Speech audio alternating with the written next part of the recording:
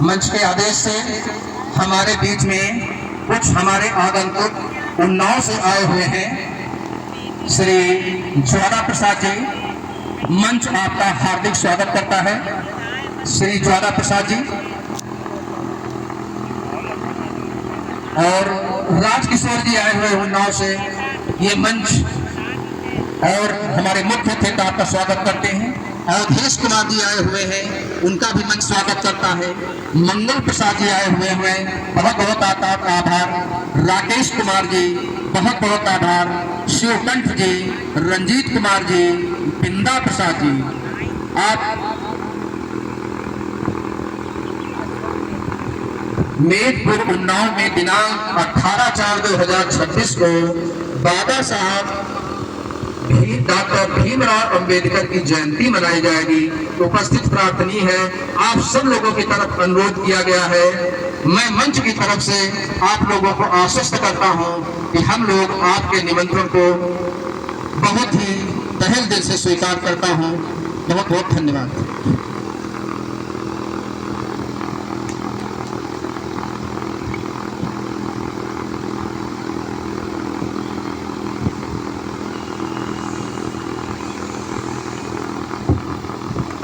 बहुत बहुत धन्यवाद।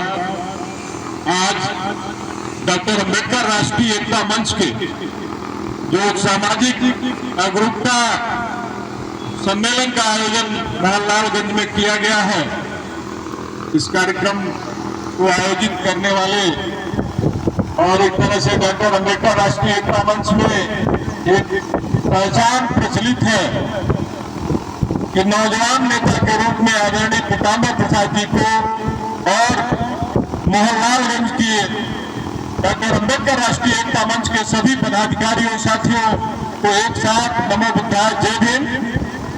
इस कार्यक्रम में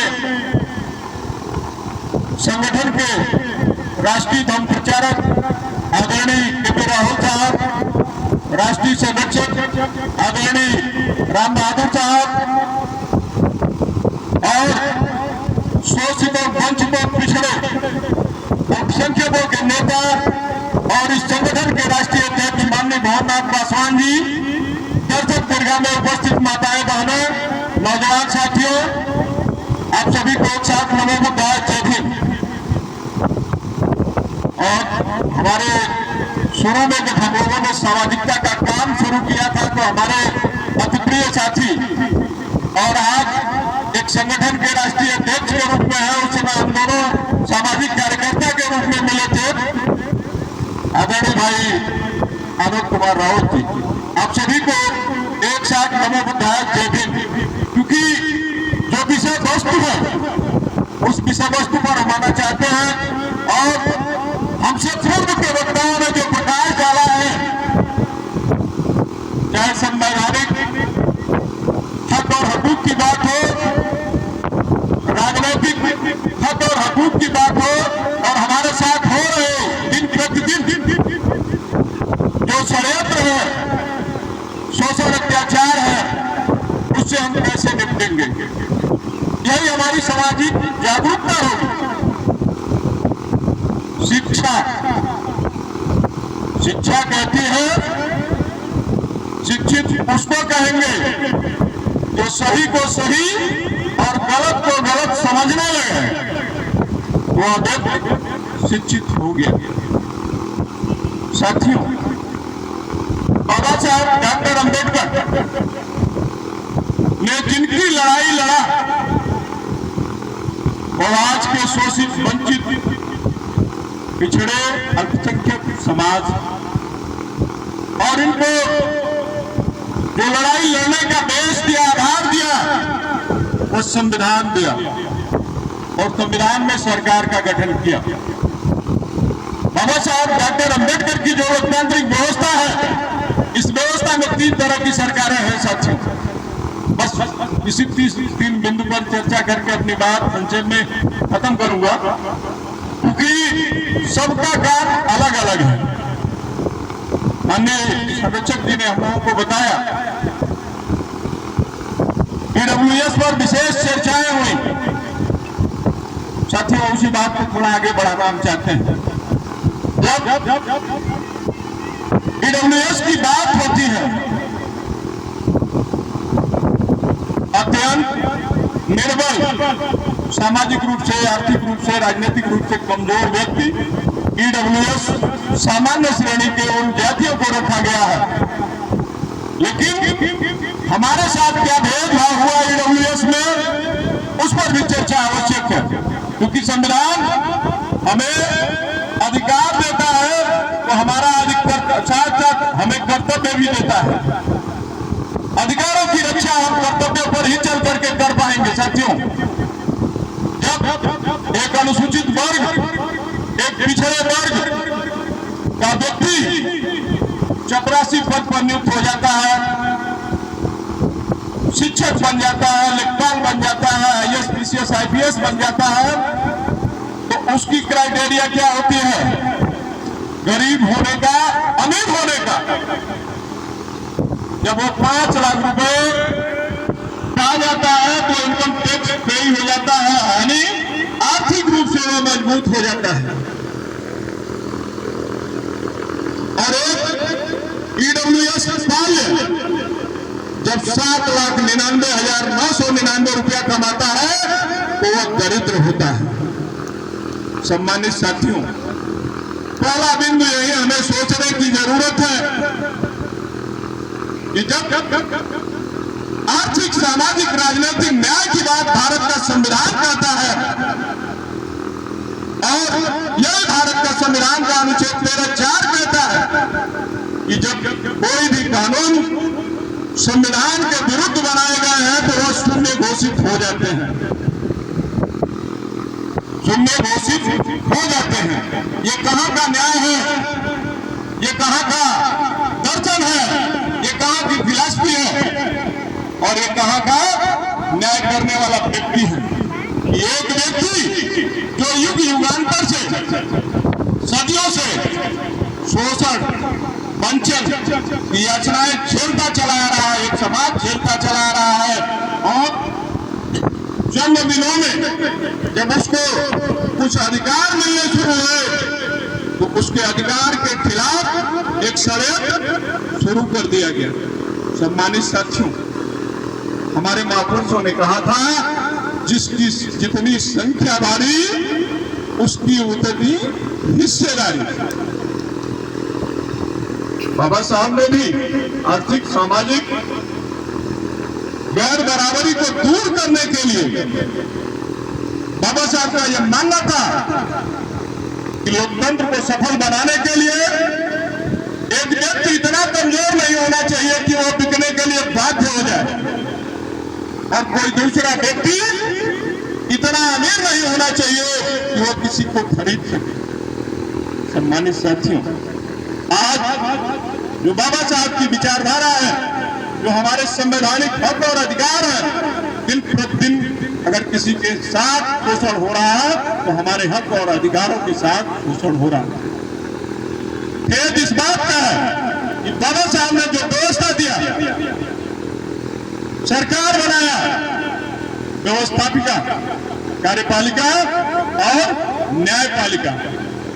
न्यायपालिका में भी बाबा साहब डॉक्टर अम्बेडकर ने अनुच्छेद 312 में स्पष्ट उल्लेखित किया है कि जिस तरह से भारतीय प्रशासनिक सेवाओं का क्रियान्वयन होगा, उसी तौर तरीके से भारतीय न्यायिक सेवाओं का क्रियान्वयन होगा। और जब प्रथम आम चुनाव 1951-52 में होते हैं, उस समय भी भारतीय संविधान के प्रतिपाल्य अनुसूचित वर्ग, जनजाति वर्ग के लोगों के लिए जो सुरक्षित सीटें थी, तब भी सुरक्षित थी और आज भी सुरक्षित है। इनका क्या दायित्व था? बाबा साहब कहते थे कि अगर एक बेहतर समाज बनाना चाहते हो, न बिकने वाला समाज बनाना चाहते हो, तो राजनेता पैदा करो। आप सड़क पर अपने हक और अधिकार की लड़ाई लड़ोगे, लेकिन सदन सुना पड़ेगा, और जब सदन सुनी हो जाएगी तो आपके हक और अधिकार की लड़ाई कोई लड़ने वाला सदन में मिलेगा। बाबा साहब इस उद्देश्य को रखते हुए हमारे जो सांसद हैं लोकसभा और राज्यसभा के सदस्यों को जो संख्या है 131 निर्धारित किया और जो 545 सीटों के सापेक्ष चुनाव होता है उसमें 275 लोग होते हैं, तो उस बहुमत दल का नेता माना जाता है और राष्ट्रपति उसको शासनाध्यक्ष प्रधानमंत्री पद की शपथ दिलाते हैं। और इन 131 जो प्रतिनिधि होते हैं वो हमारे समाज के होते हैं, शोषित वंचित पिछड़ा समाज जो बाबा साहब ने कैटेगरी निर्धारित किया एससी एसटी।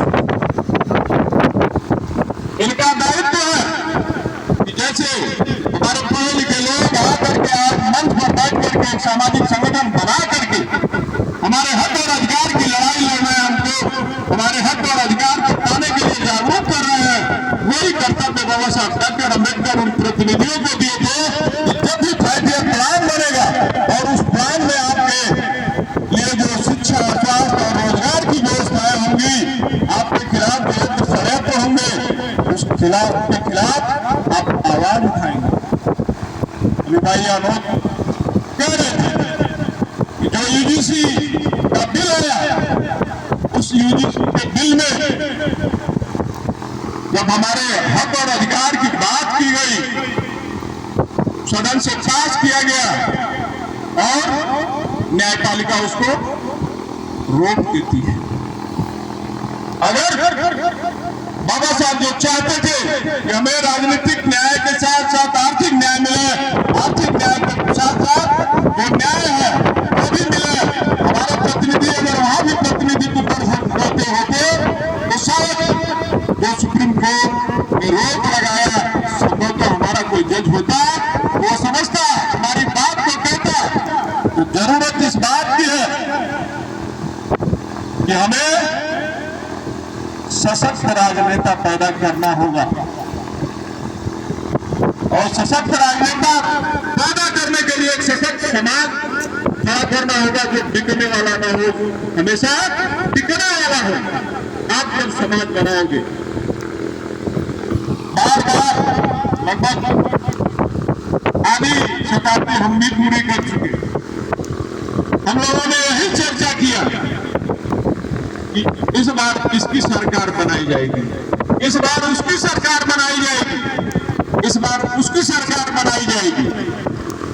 माननीय कांशीराम साहब के पास बार बार मुलायम सिंह यादव जी जाते थे, तो इस बार ये करना है, इस बार वो करना है, तो माननीय कांशीराम साहब ने कहा कि तुम कब अपनी सरकार बनाओ और उससे अगर मिलना तो अपनी सरकार बनाने के विषय वस्तु पर मिलना।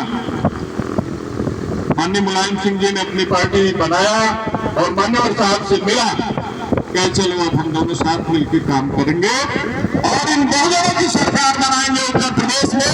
इनके हक और अधिकार की लड़ाई लड़ा जाएगा, इनको हक और अधिकार दिया जाएगा। आज जो शोषित वंचित पिछड़ा समाज है वो नेतृत्व विहीन है, इस बात का एहसास हर व्यक्ति को है कि जो शोषित वंचित पिछड़ा समाज है, सड़क से लेकर सदन तक नेतृत्व होना चाहिए। सड़क का नेतृत्व हम कर सकते हैं, हमारी आबादी है, हमारे पास वोट है और किया भी जाता है। जब भी जरूरत पड़ती है किसी विषय वस्तु पर आवाज उठाने की, सड़क पर आवाज हम उठाते हैं। लेकिन हमारा कब दिन आएगा कि हम सच में आवाज उठाएंगे? हमारे जो प्रतिनिधित्व करने वाले लोग होते हैं, जो वास्तव में समाज का प्रतिनिधित्व करना चाहते हैं, कोई भी पार्टी उसको टिकट नहीं देती है। टिकट उन प्रतिनिधियों को मिलता है जो प्रतिनिधि, हमारे भोजपुर में कहावत ऐसा व्यक्तित्व हो वो दुल्हों को भैया हो और दुल्हनियों को भैया हो। ऐसा प्रतिनिधित्व होती है कि जिसको न राम को बोलने आए, न राइट को बोलने आए और उस आखिर